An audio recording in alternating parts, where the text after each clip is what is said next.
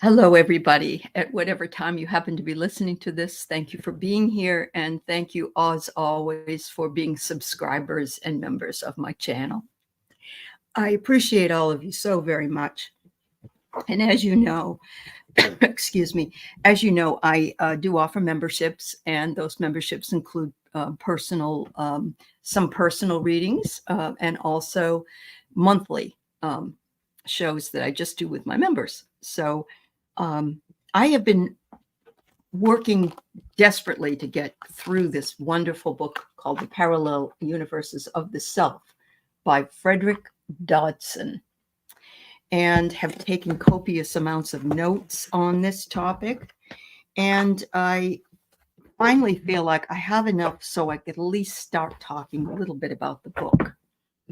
I have always been fascinated by the idea of time travel, alternative universes, alternative timelines, and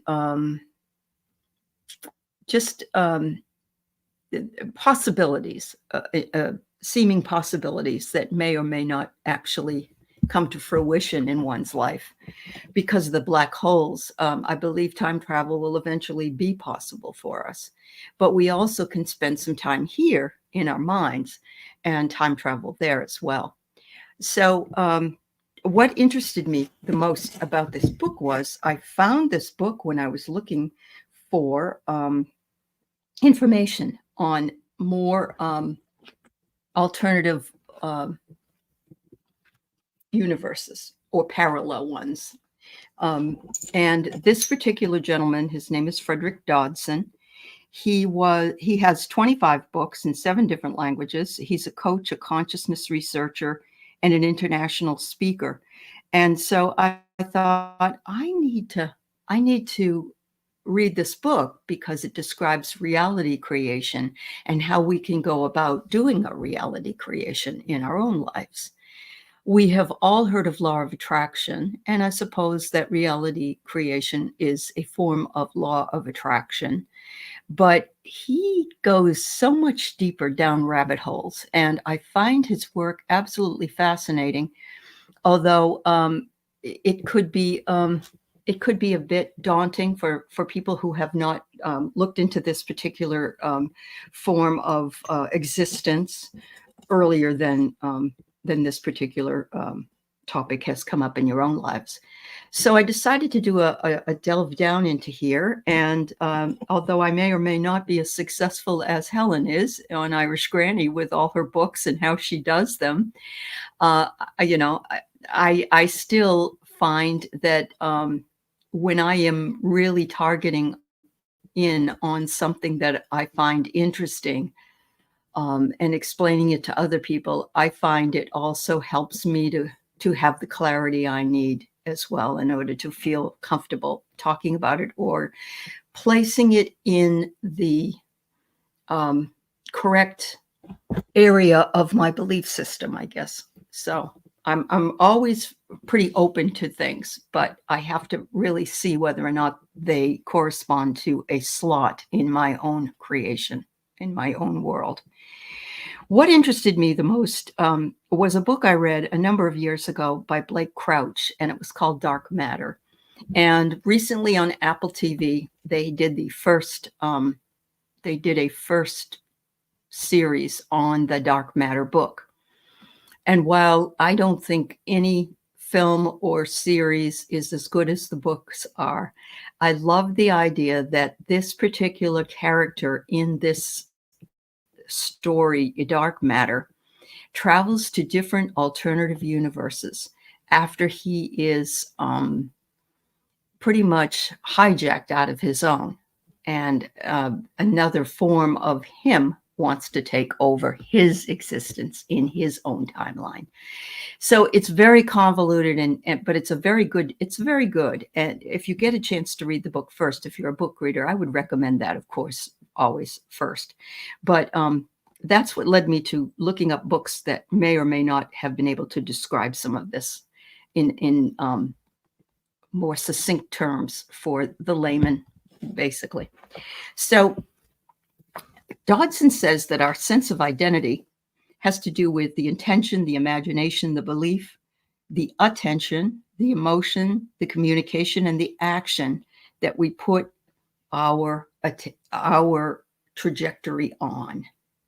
So when we think about the fact that there might be another reality, one that is concurrent with ours, or one that's on the timeline, but that we are not particularly involved in at the current time, that it allows us to connect to it, and we can do some reality surfing.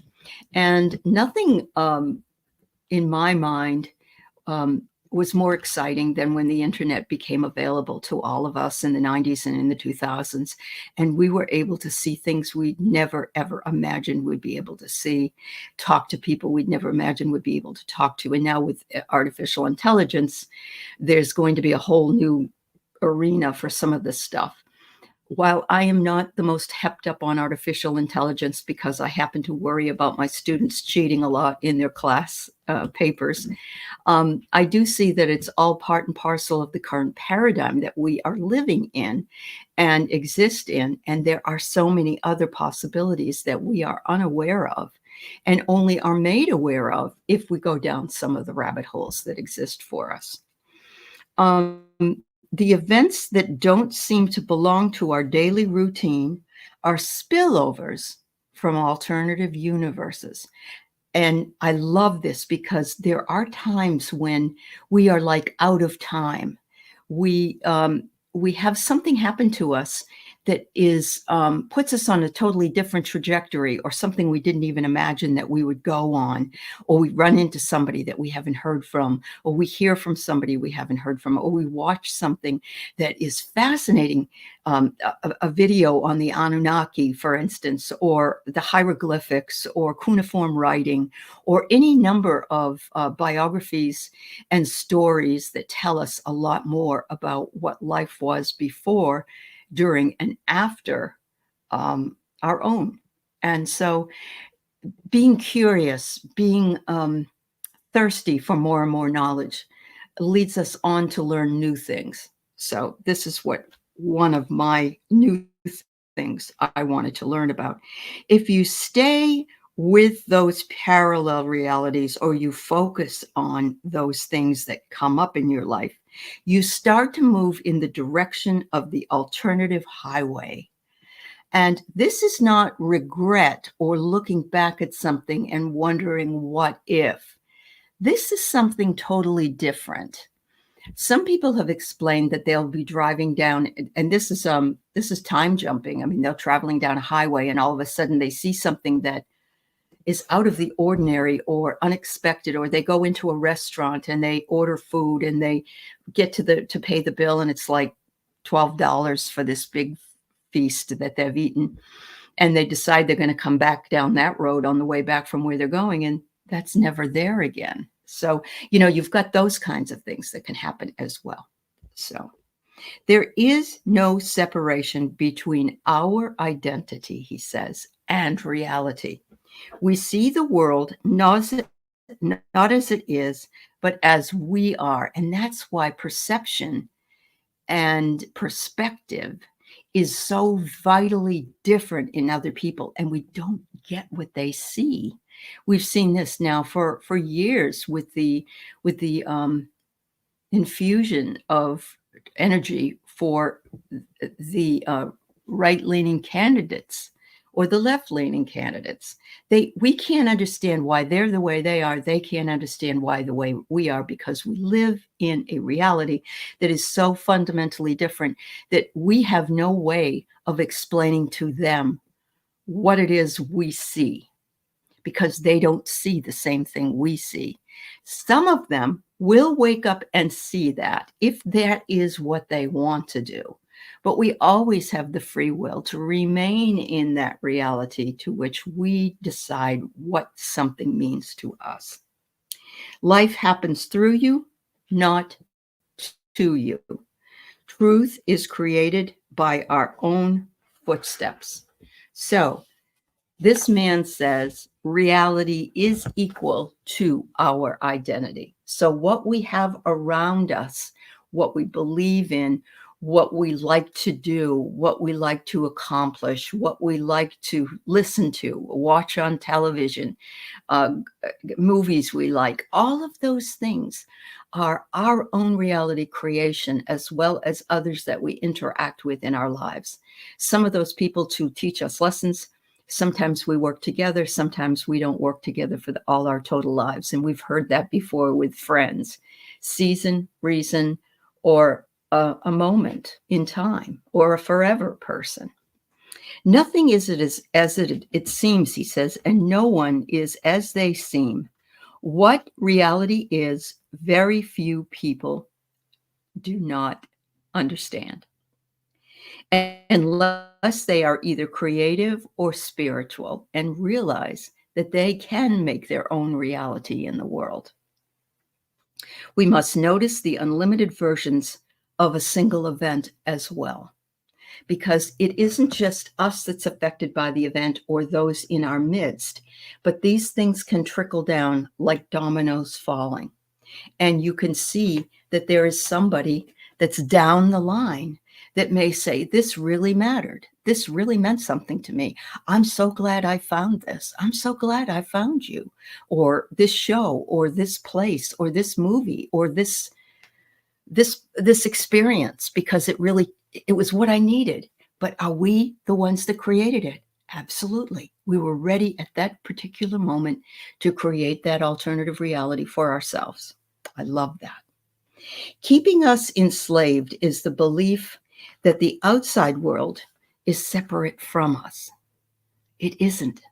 We are part of all the world. We are connected to all the people in the world. We are connected to all the events in the world. We aren't separate. We aren't alone. We need to remember that. Consciousness is the source of our physical reality, not the other way around. Our physical reality is not, in other words, the source of our consciousness. Okay? The body is within the soul. We are infinite, and the rest is changing. Your existence is proof you have always existed, and you will always exist. We think that when our shell dies, when our bodies die, that we die with them, but we don't. We know, if we're spiritual, that our soul remains open to other vessels that will come up. And so, a lot of people don't even believe in that. So we have to really, really know that we may not be as far along the continuum of spirituality as we'd like to think we are, but we're not also in denial and sitting back and not noticing anything at all. We have made progress, and we must notice it, appreciate it, and relish in the fact that the work we've done has come to fruition for us in some cases. There is no other thing that operates independently of what you believe. We are powerful magnets that attract things according to who we are and where we are. A small thought indicates and opens the probability of a reality. Focus on it, and it will be your absolute reality, no matter what current circumstances might be. Dream big. Know that you can access this reality that you would like to work with. By fighting something you make as part of your world, you hold things back. You don't want to fight. You want to flow. It's just like pushing back or trying to open up a door that's stuck. Instead of making that door open by our own physicality, we have to remember that the door will open when the spirit is ready for it to open, and we don't have to do any of the heavy lifting. It will flow for us when the time is right. Conformity happens to be stagnation, but diversity is creativity, and we're all creative, every single one of us. We don't get what we want. We get what we are. So the author says there's 5 levels of reality creation. The first one is our behaviors and our actions. The second is our emotions and our feelings. The next is our beliefs and our thoughts. And finally, we have the reality models and the core beliefs that we come to. And then we have identity. So those 5 reality creations work together to bring to you what it is that you want by your behaviors, your actions, your thoughts, your beliefs, and all the other things that were mentioned. So there's nothing you can't create if that's what you want, but you have to you have to dispel disbelief. You have to suspend it. It has to go away. You can't, oh, well, that probably will never happen. You don't want to say those things anymore. Why? Because you are a miraculous person and being, and you're very, very powerful. You'll notice that when you think negative things happen. So if you know that, then you know if you think positive things, more positive things will happen. It's got to. One has to be the same as the other. Everything we do is driven by what we feel or we want to avoid feeling. We want to avoid feeling worthless. We want to avoid feeling like a failure. We want to avoid. And so a lot of us then have negative beliefs so deeply ensconced around it that we don't even want to try anything. We don't want to try it because it will just be disappointing because it never works out because this says that it won't. But if you change those negative beliefs to something more positive, the author says reality creation is going to work for you either way. Wouldn't you rather have it be in a positive way? The best things in life happen when we're not trying to get to them, when we let them flow. Imagine yourself on a raft on the river, and or you're floating on a tube down the river. And yes, you have to kind of watch out for the sticks and the trees that might have fallen into the water. But basically, you're just lazing your way down that river, and the current is taking you as you go. And it's so peaceful. And you'll get to your destination eventually because the current isn't going to change its direction unless you come to a fork in the river. And then you might have to make a new course for yourself. The pure technique is parallel universe reality emulation, PURE. Parallel universe reality emulation. When we emulate something, we look for what it is that we want out of something. So we define a reality we'd like to experience. We could be it could be something we want to be, do, or have. We want to be more successful. We want to have a fabulous job that brings us joy, or we want to go on a cruise. Whatever it is that you choose is important. You have to know what it is, though. You have to define it. Then you have to relax yourself into the silence. We must return to no thing, nothing, no thing. Allow all wants, needs, and have-tos, shoulds, coulds, and should have beens fade away. Stop thinking about all these things. Empty the mind. If you have a difficulty with this, it's really good to go through a guided meditation that might be able to help you with this. But it's very important that we train ourselves how to do this. I have to tell you, when we daydream, we dream good and bad things. And when we worry, what are we creating? We are creating too much noise in the negative sense that will only bring us those negative reality creations. Release labels, judgments, expressions, and expectations and concepts that you already have. In other words, open your mind and utilize an open mind throughout this whole adventure. Stop doing all else. Only observe and notice. Allow this to happen silently and be open, unhurried, receptive, because nothing created or is created or uncreated unless you are not in a hurry. You are just allowing. You're allowing your time and you're allowing your place. Number 3, it says to allow yourself to look at the new version of yourself. What do you want to do? Where do you want to go? Be that thing. Be on that trip. Sit in that car. Be at your desk at a new job, whatever it is that you want. Allow an image. It's then you must be experiencing that as your alternative reality. And you have to have it in the now, right now. It isn't something you can put out there. It isn't something that you're going to get later. You want it now. We don't have a lot of time on the earth to, just say, okay, maybe in 10, 12 years. No. No willpower or force is used. This exists in that this is considered an alternative universe. Because if I'm sitting here right now and I'm talking to you, then I am in the now. But if I say to you, I want 100 million people to listen to this video and learn something from it, that's out there. But if I say, I would love to have 100,000 or 100 million people listen to this now, then it's here. It's current.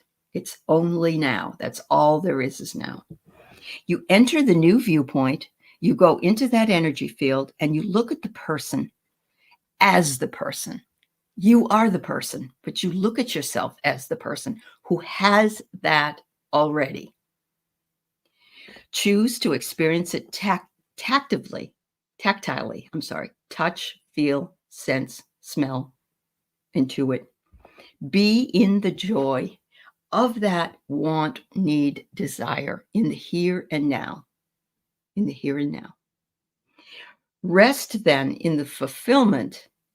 It is real, not a desire anymore. You've claimed it and simply do what offers itself to you, involving all commonplace activities with it. The desired reality is made manifest and you have been changed already. So experience the joy that you feel in the changes that have already occurred and keep occurring in the now moment. Be still, receive, and identify with desire, reality. Let go, be fulfilled. Realize you've shape-shifted. Give up any armor or resistance and merge with it on a cellular level. You are that already. Say, I am that. I am. See, feel, be. It's vital to make a decision about what we really want. We must make this decision before we can begin the pure process.